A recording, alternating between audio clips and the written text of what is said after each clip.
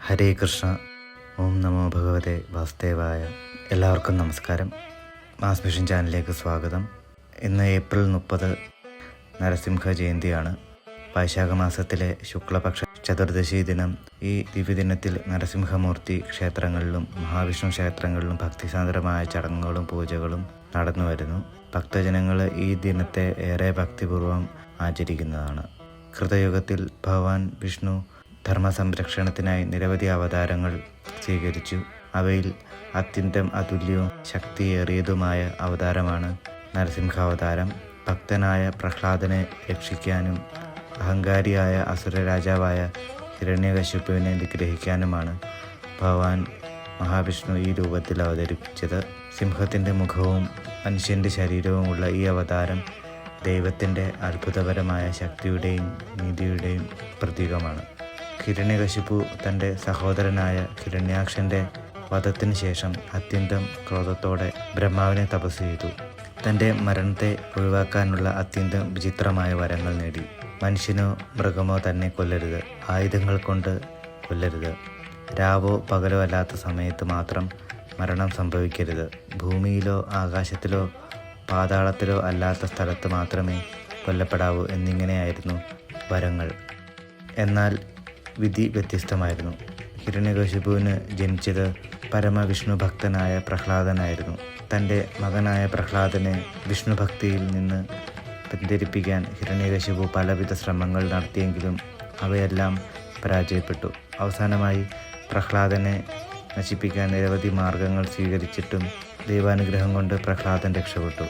ക്രോധം കൊണ്ട് പിറച്ച ഹിരണ്യകശിപു വിഷ്ണു ഭഗവാൻ എവിടെയാണ് എന്ന് പ്രഹ്ലാദനോട് ചോദിച്ചു. അപ്പോൾ വിഷ്ണു ഭഗവാൻ എല്ലായിടത്തുമുണ്ട്, തൂണിലും തുരുമ്പിലും വസിക്കുന്നു എന്നായിരുന്നു പ്രഹ്ലാദൻ്റെ ഉത്തരം. ഇത് കേട്ട് പ്രകോപിതനായ ഹിരണ്യകശിപു തൂണിൽ ശക്തിയായി അടിച്ചപ്പോൾ ദിക്കുകളെ വിറപ്പിക്കുന്ന അട്ടഹാസത്തോടുകൂടി നരസിംഹാവതാരം പ്രഭവിച്ചു. സന്ധ്യാസമയത്ത്, രാവോ പകലോ ഇല്ലാത്ത സമയത്ത്, മനുഷ്യനോ മൃഗമോ അല്ലാത്ത രൂപത്തിൽ തൻ്റെ മടിയിലിരുത്തി ആയുധമല്ലാത്ത നഖങ്ങൾ ഉപയോഗിച്ച് ഭൂമിയിലോ ആകാശത്തിലോ അല്ലാത്ത നിലയിൽ ഹിരണ്യകശിപുവിനെ നരസിംഹമൂർത്തി നിഗ്രഹിച്ചു.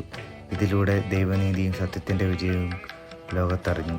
ശേഷം പ്രഹ്ലാദൻ്റെ സ്തുതികളാൽ ശാന്തനായ നരസിംഹമൂർത്തി തൻ്റെ ഭക്തനെ അനുഗ്രഹിച്ച് അപ്രത്യക്ഷനായി.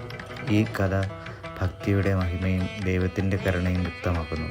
നരസിംഹ ജയന്തി ദിനത്തിൽ പ്രഹ്ലാദ സ്തുതികൾ ചൊല്ലി ഭഗവാനെ ആരാധിക്കുന്നവർക്ക് സർവ്വപാപശമനവും ശത്രു നിവാരണവും ആഗ്രഹസിദ്ധിയും ലഭിക്കുന്നു.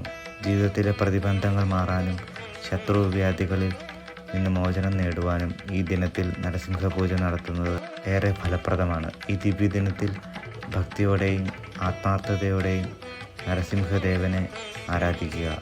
നിങ്ങളുടെ പേരിൽ പൂജ നടത്തുകയും ദൈവാനുഗ്രഹം നേടുകയും ചെയ്യുക.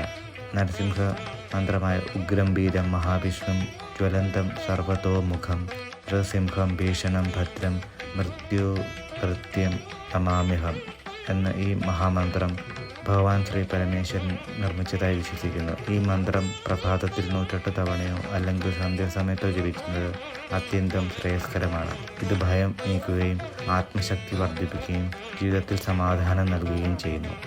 ഹരേ കൃഷ്ണ. ഓം നമോ ഭഗവതേ വാസുദേവായ. നമസ്കാരം.